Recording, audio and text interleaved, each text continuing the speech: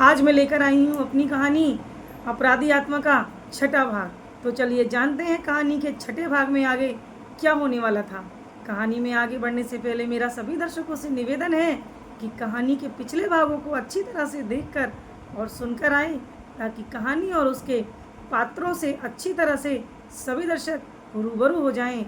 और सभी दर्शकों से मेरा दिल से निवेदन है कि वीडियो को लाइक कीजिएगा, चैनल को सब्सक्राइब कीजिएगा और वीडियो पसंद आ जाए तो हमारे वीडियो को हाइप भी कीजिएगा।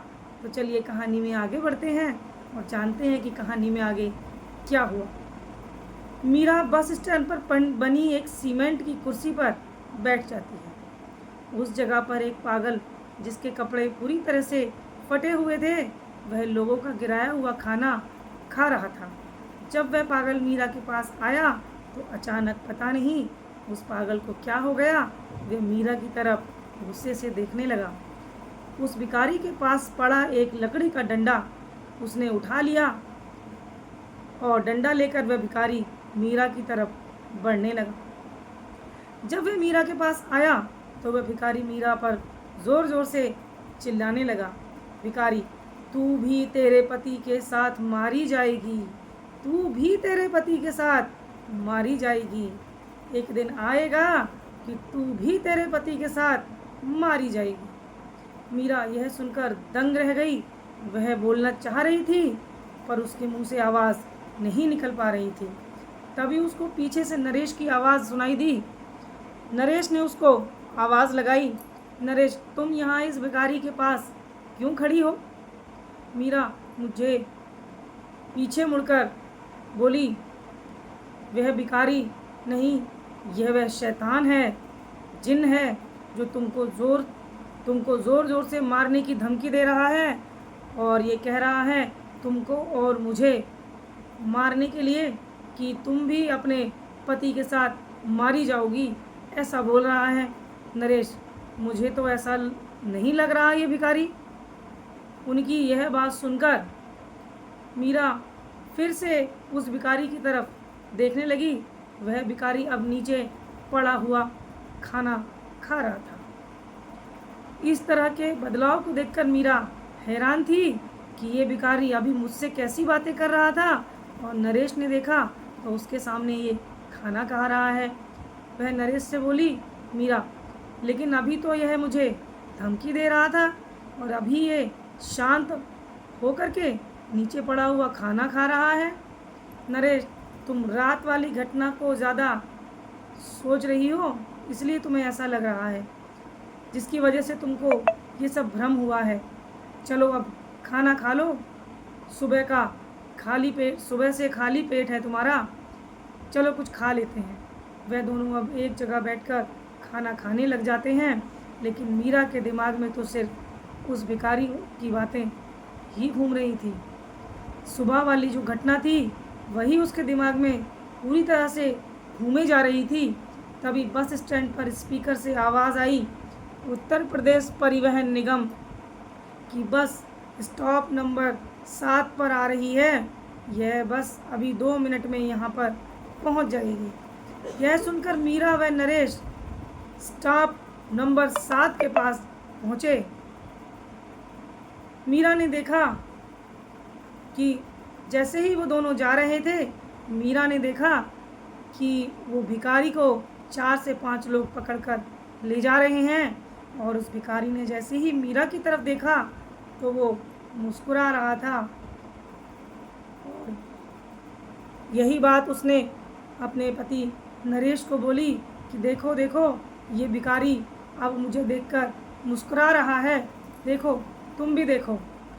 जब नरेश ने उस भिखारी की तरफ देखा तो वो रो रहा था, यानी कि मीरा को देखकर वो मुस्कुरा रहा था और नरेश को देखकर वो भिखारी रो रहा था।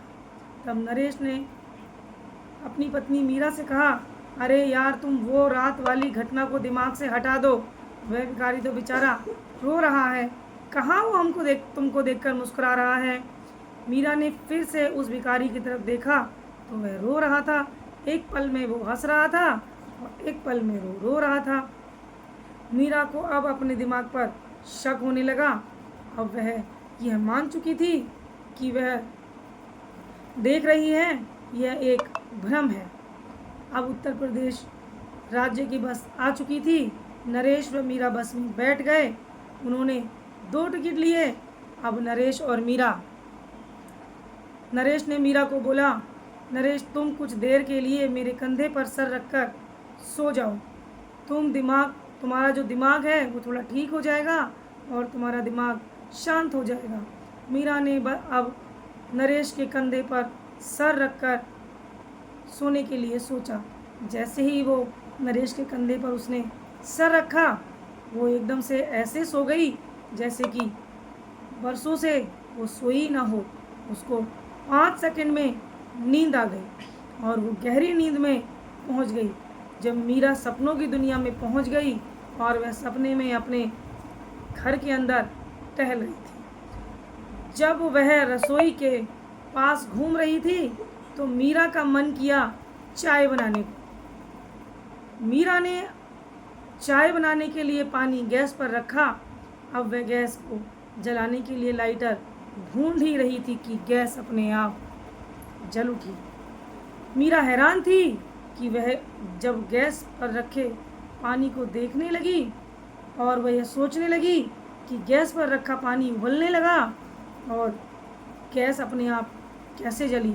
गैस पर रखे पानी को जब उसने देखा तो देखते ही देखते उस पानी के उबाल के अंदर एक छोटा सा बच्चा उबलता हुआ मीरा को दिखाई दिया। उस बच्चे की आंखें नीले रंग की थी। जैसे ही वो बच्चा उबल रहा था वैसे वैसे वो बच्चे का शरीर बड़ा होता जा रहा था। उसके बड़ा होने के साथ साथ गैस की आग की लपटें भी तेज़ बढ़ रही थी। कुछ समय के बाद वह बच्चा एक जिन्न का रूप धारण कर लेता है और वो असली रूप में अपने आ जाता है। अब वो एक जिन्न पूरी तरह से बन चुका था। अब वह मीरा के पीछे पड़ गया। उसने मीरा की गर्दन को कसकर पकड़ लिया। मीरा के गर्दन के पकड़े जाने की वजह से मीरा की आवाज़ नहीं निकल रही थी। अब मीरा चिल्लाने की कोशिश कर रही थी मगर वो चिल्ला नहीं पा रही थी। वह ज़ोर ज़ोर से हाथों को हिलाने लगी। उसके हाथ हिलने की वजह से नरेश ने उसको हिलाकर उठाया। नरेश, मीरा क्या हुआ क्या हुआ? नरेश के हिलाने की वजह से मीरा की नींद जागी और जागते ही उसने ज़ोर ज़ोर से चिल्लाना शुरू कर दिया। उसके चिल्लाने की वजह से सारी सवारियों को जो बस में बैठी हुई थी उसकी तरफ देखने लगी। नरेश ने उसको शांत किया। तब उनके पीछे वाली सीट पर बैठी एक महिला नरेश से बोली, महिला, इसको क्या हुआ? ये क्यों चिल्ला रही थी? नरेश, नींद में कुछ शायद बुरा सपना देख लिया है। आज के लिए बस इतना ही। इसके आगे का हाल जानने के लिए इंतज़ार कीजिए इसके अगले भाग का, जिसे लेकर मैं जल्द से जल्द हाजिर होंगी। इसके कहानी के आगे भी अभी बहुत कुछ बाकी है। धन्यवाद।